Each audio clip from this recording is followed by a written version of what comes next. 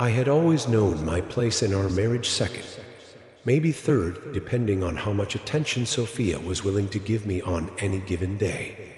At first, I convinced myself that this was just the natural order of things, that it was perfectly normal for my wife to have a strong social circle and prioritize her friends. I didn't mind that she valued them. What I minded was how I was always the one making sacrifices. Our dinners were constantly rescheduled to accommodate Olivia's last-minute plans or Rachel's surprise invitations. Weekends were spent tagging along to places I had no interest in, or worse, staying home alone while she had girls' nights. Holidays? I lost count of how many times I changed my own family plans, just so Sophia wouldn't miss out on some group trip. So when she announced yet another vacation with her friends, this time to New York City, I barely reacted. It was routine by now. She had already booked the flights, planned the itinerary, and made all the arrangements without ever once asking for my input. I was just the plus one the obligatory spouse brought along, so it wouldn't look bad if she left me behind. I played along because, really, what choice did I have? But the breaking point came when we arrived at the hotel. Sophia was in high spirits, laughing and chatting with Olivia and Rachel, like this was the adventure of a lifetime. We had barely set foot in the lobby when she turned to me with a casual, almost offhand remark. "Oh, by the way, you'll be sleeping on the couch so the girls can have the bed." I froze, my grip tightening on the suitcase handle. "Excuse me?" She blinked at me like I was being unreasonable. "The couch, babe. The girls and I need the bed," Rachel giggled. "You don't mind, right?" "It's only for a few nights," Olivia smirked. "We figured you'd be fine with it." I waited for the punchline, but none came. They weren't joking.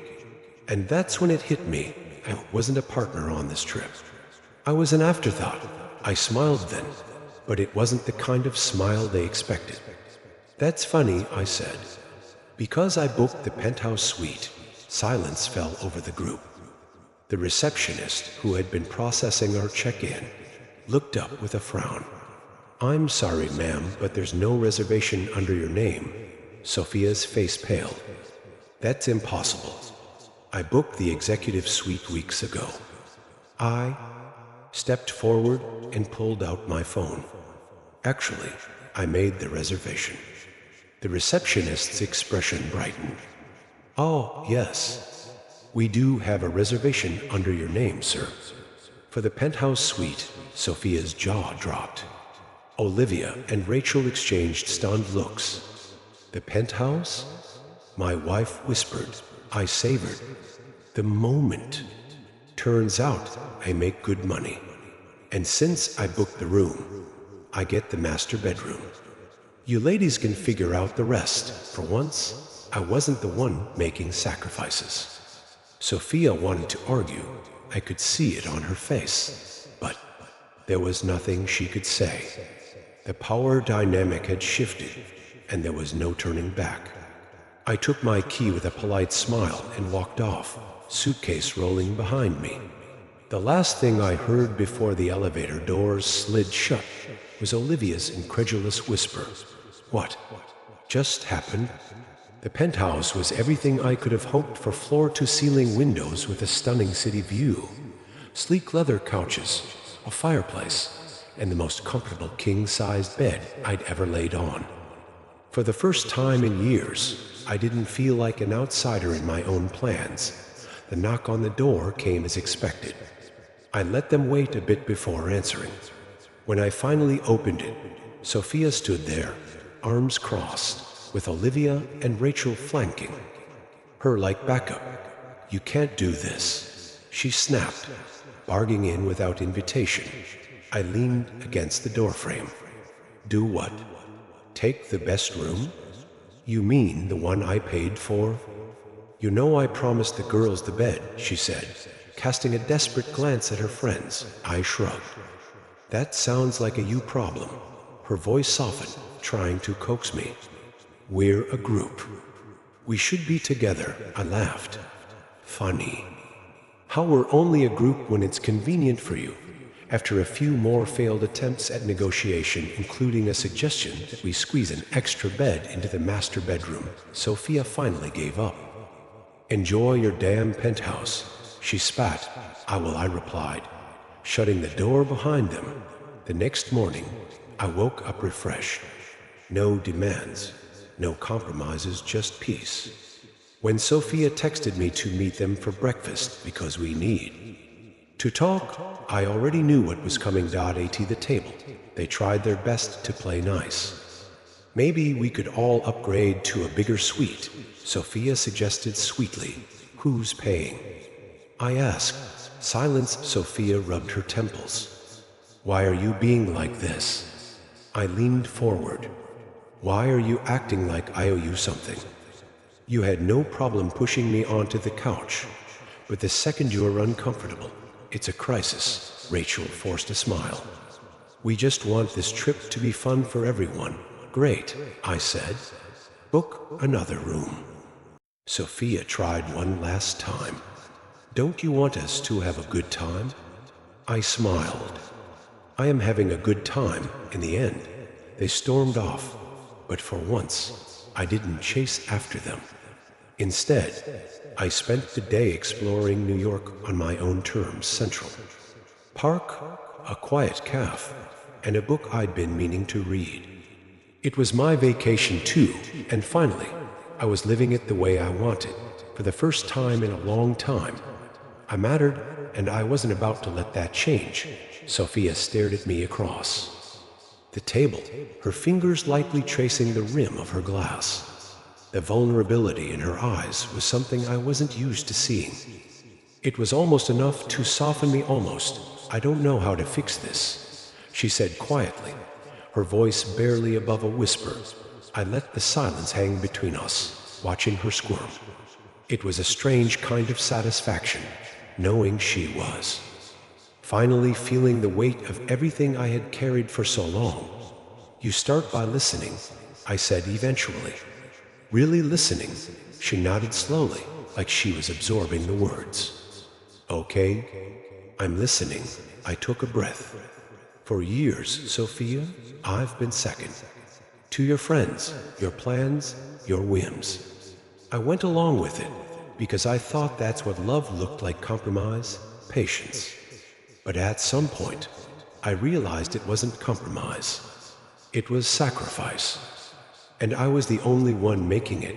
She looked down, the guilt clear on her face. I never minded making room for you, I continued.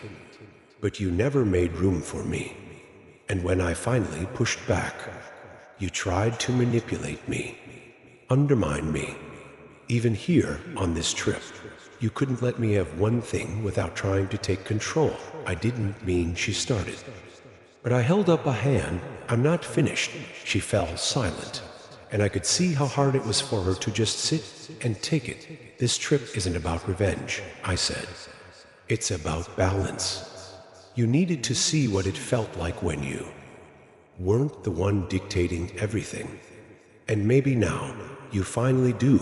She nodded slowly. I do, she whispered. I swear I do. For the first time, I believed her. So what now? She asked again. Now, I said, we figure out if there's a way forward. One where both of us matter equally. Her eyes softened, and she reached across the table for my hand. I want that. I want us. I let her take my hand, but I didn't squeeze back just yet. Then show me. Because words aren't going to cut it anymore. I will, she promised, her voice steady. For the first time in a long time, I felt hopeful. But hope wasn't the same as trust, and trust would take time. Still, it was a start. I wandered into a bookstore, flipping through novels as the faint scent of old paper filled the air. No one rushed me. No one needed me. It was peaceful. Then my phone buzzed. Sophia, we feel bad about this morning. Dinner? Our treat. I stared at the message, considering. Was this an olive branch, or just another attempt at control? Against my better judgment, I replied, "Sure. Biggest mistake. Dinner was at an upscale Italian restaurant. I arrived on time.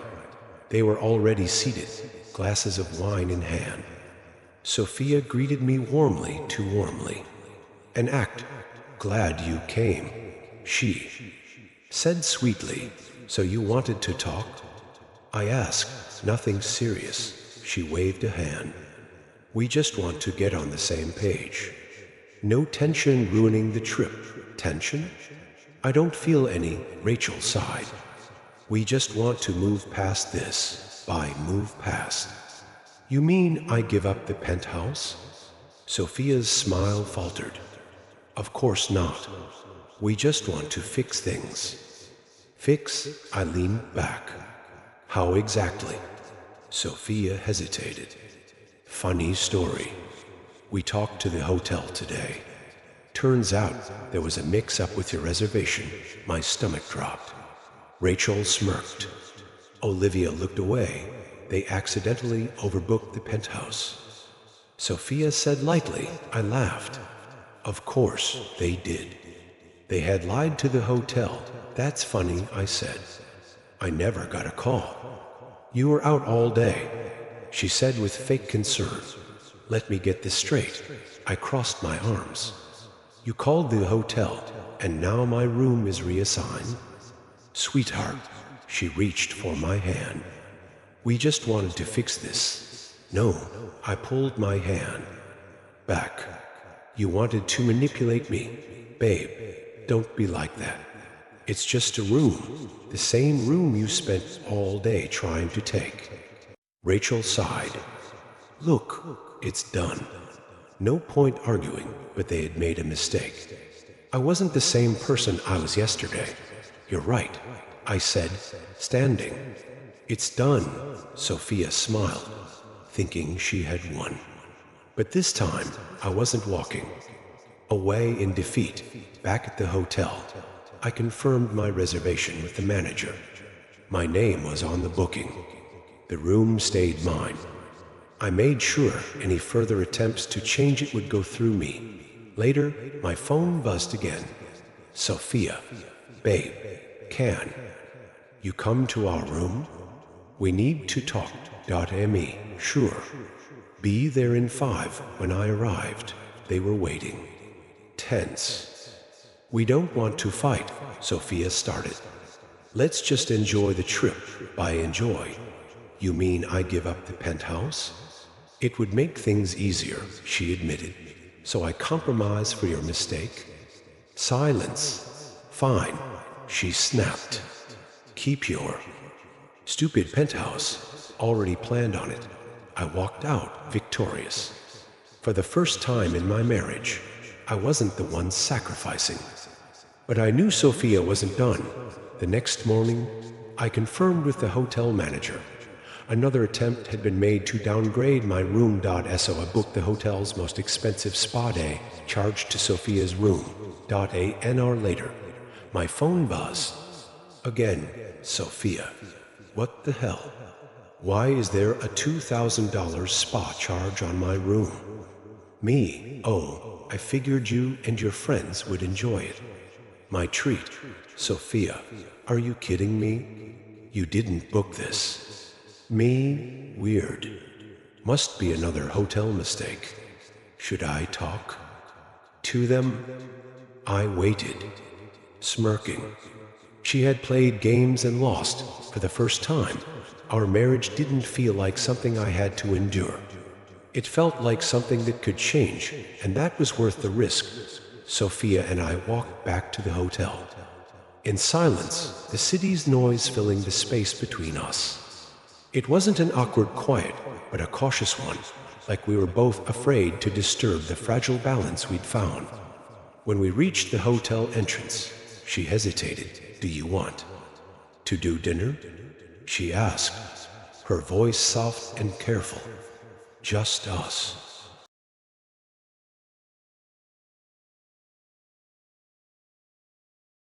I considered it for a moment. It wasn't an easy yes. Trust still felt like something I had to protect, but I nodded. Yeah, let's do dinner. She let out a breath, and I could tell she'd been bracing herself for rejection. Okay, I'll make a reservation. I smirked slightly, the memory of the couch still fresh. Make sure I'm not on the couch this time. She flushed, a mix of embarrassment and guilt flickering across her face. I deserve that. Yeah, you did. But my voice softened the words, and when she smiled a small, hopeful thing, I found myself smiling back. As we stepped into the elevator, I realized how different this felt. The power dynamic that had always tilted in her favor had finally shifted. For years, I'd been the one making sacrifices, adjusting to her needs and those of her friends. And when I finally stopped, when I started demanding respect, she hadn't known how to handle it. But now there was awareness. A chance for something new. Thank you, she said suddenly as the elevator doors closed. For what? For giving me a chance to fix this. I studied her for a moment. Just remember, Sophia, words aren't enough. I need to see it. You will. The quiet conviction in her voice made me want to believe her. That night, we met at a small, intimate restaurant a few blocks from the hotel. It wasn't the flashy kind of place she usually picked with her friends. It was quiet, understated, and it felt like a good sign. We talked over dinner, but for once, it wasn't surface level or one-sided. She asked about my day. She listened when I spoke. And when the conversation turned to us, there was no defensiveness in her voice. I know I have a lot to make up for, she admitted, stirring the ice in her glass. I don't expect you to just forgive me overnight, but I want to try. I nodded slowly. Trying's a good start, but it's going to take more than words. I know. She looked up, meeting my eyes. So tell me what you need. That was new. And maybe, just maybe, it was enough to keep hoping.